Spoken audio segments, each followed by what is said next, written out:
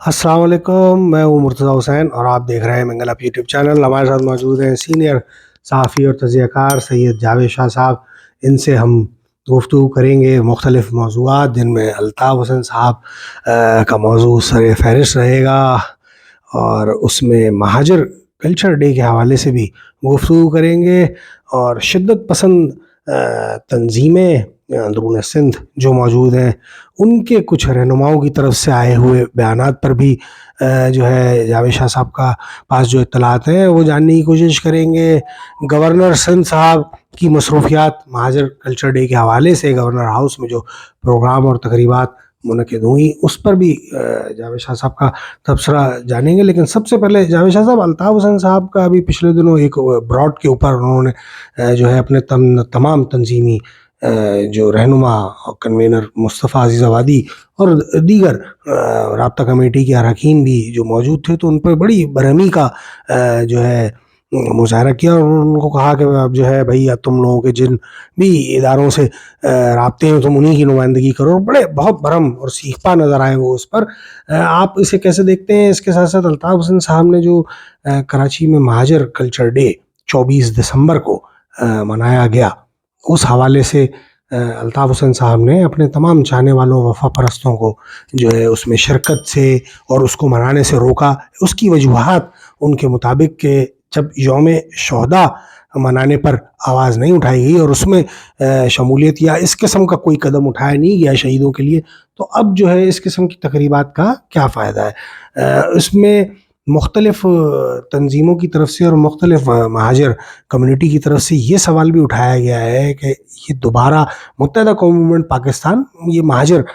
سیاست جو کیک وغیرہ جو انہوں نے کاٹے،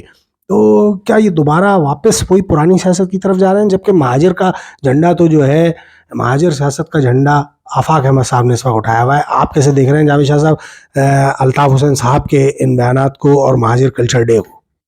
مہاجر کلچر ڈے کے حوالے سے جو آپ نے سوالات کیے ہیں، تو میں یہ بتاتا چلوں کہ اس وقت مہاجر کلچر ڈے کے حوالے سے جس طرح مہاجر تنظیموں نے، اردو اسپیکنگ تنظیموں نے سندھی کلچر ڈے منایا، مختلف جو جن کا سندھیوں سے کوئی بھی تعلق نہیں تھا، نہ سندھی بولنا بھی نہیں جانتے، ان لوگوں نے سندھی کلچر ڈے منایا، تو لازمی اسی طریقے سے اس حوالے سے میں نے دیکھا کہ پیپلز پارٹی کو، جس کو سندھیوں کے نمائندہ آپ کہیں، بھائی سندھ سے نکلی ہوئی تنظیم کہیں، اس کے بھی پلیٹ فارم پہ بینر لگے ہوئے میں نے دیکھے، مہاجر کلچر ڈے مبارک ہو، مہاجر کلچر ڈے مناتے ہوئے وہاں لوگوں کو میں نے دیکھا۔ تو یہ ضروری نہیں ہے کہ وہ جو مہاجر تنظیم ہو وہی کلچر ڈے منا رہی، یعنی کہ سندھی کلچر ڈے منایا جا رہا ہے، بلوچی ڈے بھی منایا جاتا ہے، پنجابی ڈے بھی منایا جاتا ہے، ابھی وہ بھی منایا جائے گا۔ تو اسی طریقے سے پاکستان میں بھی آرٹ کونسل میں پاکستان کے ہر ڈے منایا جاتا ہے۔ اب اس وقت تو سرکاری سطح پہ گورنر سندھ نے بھی اس میں پارٹیسپیٹ کیا، لازمی گورنر سندھ نے بھی سندھی کلچر ڈے بھی منایا تھا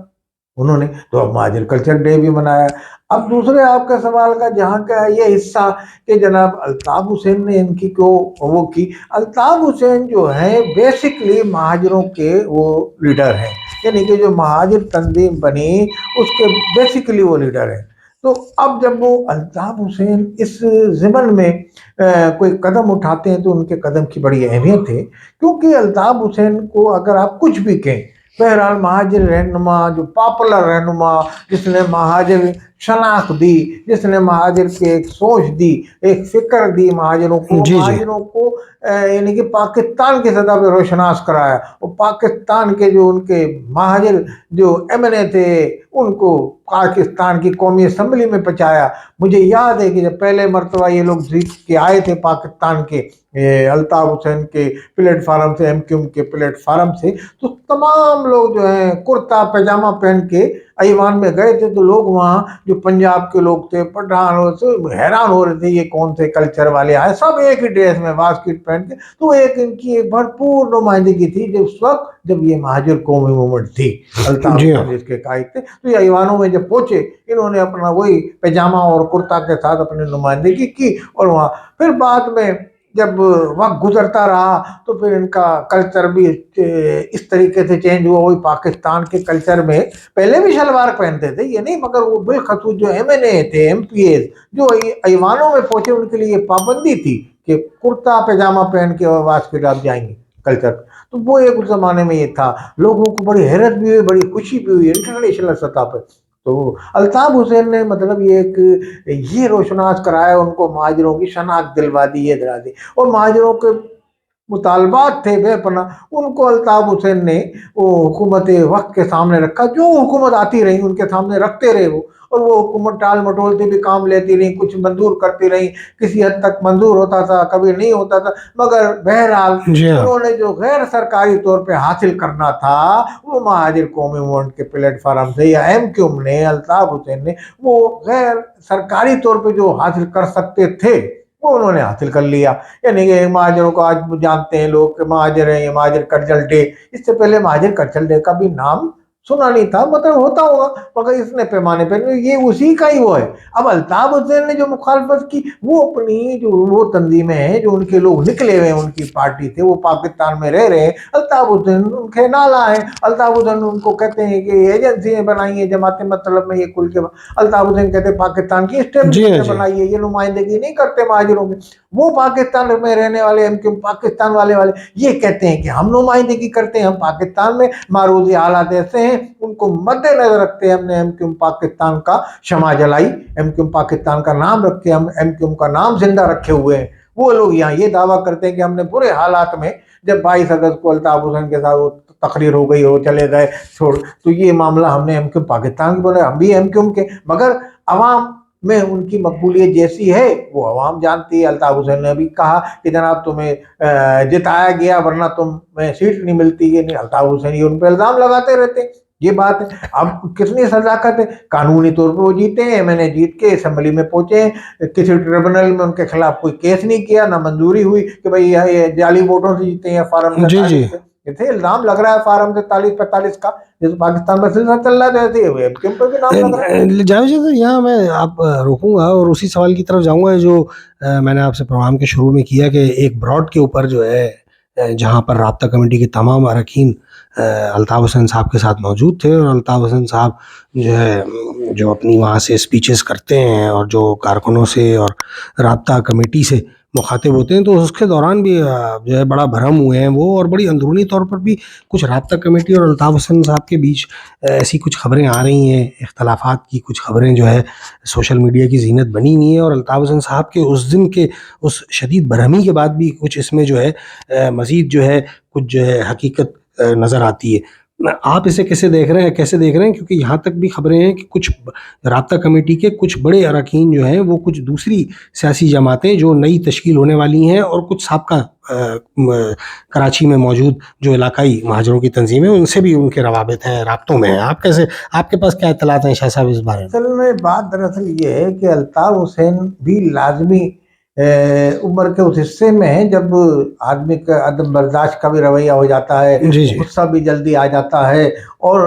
یعنی کہ ایسے حالات کا سامنا کر رہے ہیں وہ, تو ان حالات میں ان کو غصہ آنا ایک فطری عمل ہے. تو وہ فطری عمل میں اپنی تنظیم کے لوگوں پہ بھی غصہ اتارتے ہیں, ان کی جو غلطیاں ہوتی ہیں اس پہ بھی وہ تند و تیز جملے ان کو کہہ دیتے ہیں, کبھی اظہار کر دیتے ہیں, کبھی ان کو یہ کہہ دیتے ہیں کہ جناب آپ نے یہ ایسا بیان کیوں دیا, یا اس طرح کی, مطلب وہ اس طرح کی کرتے ہیں. بہرحال وہ وہاں کی رابطہ کمیٹی میں تبدیلیاں آتی رہتی ہیں, چینج ہوتا رہتا ہے, آگے پیچھے کرتے رہتے ہیں وہ لوگ, مگر بہرحال وہاں والے بیٹھے ہوئے ہیں اور ان کے وہ وفادار ہیں. مگر اب یہ صورتحال آ گئی ہے کہ جو وہاں لوگ ہیں وہ بھی نوجوان ہوئے تھے, اب وہ بوڑھے ہو گئے, اب ان کو بھی اپنے ملک پاکستان آنے کی سوچتے ہیں کسی طریقے سے. اب جو وہاں بیٹھے ہیں جو الطاف حسین کے ساتھ ایفیلیٹڈ ہیں, تو لازمی وہ پاکستان آئیں گے تو لازمی گرفتاری ان کی عمل میں لائی جائے گی, لازمی یہ ان کو ایک خدشہ. تو وہ یہ چاہ رہے ہیں, ان کے اندر بھی ایک امنگ پیدا ہو رہی ہے کہ پاکستان جائیں, کوئی ایسا راستہ اختیار کریں. تو وہ راستہ ہو سکتا ہے, ممکن ہے کہ الطاف حسین نے کسی کی کوئی بات نوٹ کر لی ہو, ایسی بات لی ہو کہ وہ کسی ایسی پارٹی کے ساتھ منسلک ہونا چاہ رہا ہے جو پاکستان میں نو تشخیص होने वाली है, जैसे इशरत इशरत साहब तो की। कोई उनके लोग वहाँ आना चाह रहे हो, पुराने जो उनके साथी अल्ताफ हुसैन के इसी राब्ता कमेटी और लंदन की, वो तो साथ छोड़ के जा चुके हैं, काफी अनमर होते हैं, कुछ मर गए, कुछ इधर चले गए, जी उधर हाँ, चले जी गए। तो अब ये नए हैं जो लोग हैं, ये वहाँ रहते थे, लाजमी ये भी, अब कौन आदमी चाहेगा कि मैं तमाम हयाती अपनी पूरी जिंदगी पाकिस्तान ना जा सकूं। तो मैं ये समझता हूँ अल्ताफ हुसैन के दिल में भी ये ख्वाहिश होगी पाकिस्तान आने की। तो अब ये सूरत-हाल पैदा हो रही है, अल्ताफ हुसैन लाजमी मुखालफत इसलिए करते हैं पाकिस्तान में कि अगर ये महाजिर कल्चर डे जो होता है, इसकी बहुत शोर मचता है, पूरे शहर में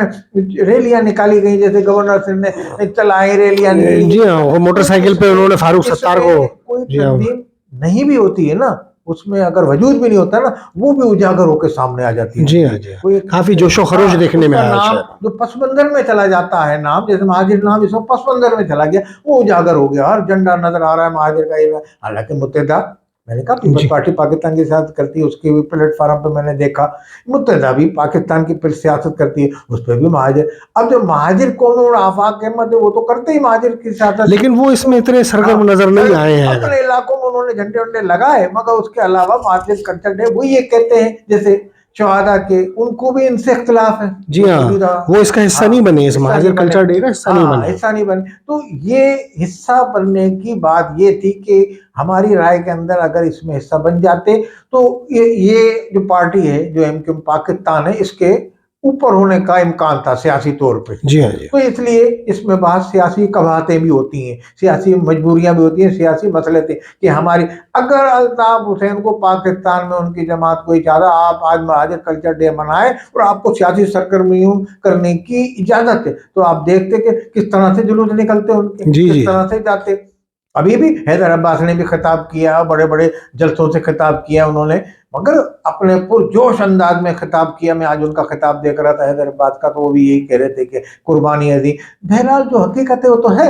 आपके आबा अजदाद ने कुर्बानियां दी, जी और महाजिर कल्चर डे अगर मना लिया तो इसमें सिंधी शिद्दत पसंद तंजीम में उनके भी बयान आते हैं। जी हाँ, इस वक्त तवातुर के साथ ऐसे बयान चल रहे हैं जो नफरत फैलाने का जी हाँ, हालात किसी दूसरी सिमत का इशारा दे रहे हैं आने वाले दिनों में। ये जो बयान थे, इनको एजेंसियों को भी और पाकिस्तान के खुफिया इदारों को भी, पाकिस्तान के कानून नाफिज करने वाले जो ऐसी कौम परस्त की या तासुब की जहरीली सियासत कर रहा है, उनको लगाम देनी चाहिए। जी हाँ, जी चाहे उसमें महाजिर हो, चाहे उसमें सिंधी हो, चाहे बलोच हो, चाहे पठान हो, कोई भी तासुब की सियासत कर रहा है, वो पाकिस्तान की यकजहती को पारा पारा करने के मुतरादिफ है ये। जी हाँ, तो मैं समझता हूँ इनको लगाम देनी चाहिए और उन पर काबू पाना चाहिए, चाहे इसमें कोई भी लीडर हो। इनको एक दिन भी, इनको रोड पे इनकी अगर वीडियो आए, दूसरे दिन इनको पकड़ के इनका सॉफ्टवेयर अपडेट करना चाहिए, वरना पाकिस्तान में इस तरह की अगर अदम यकजहती फैली और इसी तरह से तासुब फैला, मुनाफरत फैली, तो माजी की तरह कराची की सूरत हाल भी हो जाएगी पैदा। बहुत शुक्रिया जावेद शाह साहब। नाज़रीन, इस प्रोग्राम से आपसे इजाज़त चाहेंगे इस दरख्वास्त के साथ, चैनल अब तक सब्सक्राइब नहीं किया है तो ज़रूर कर लीजिए और अपने लाइक, शेयर और कमेंट से ज़रूर आगे कीजिए। अल्लाह निगहबान।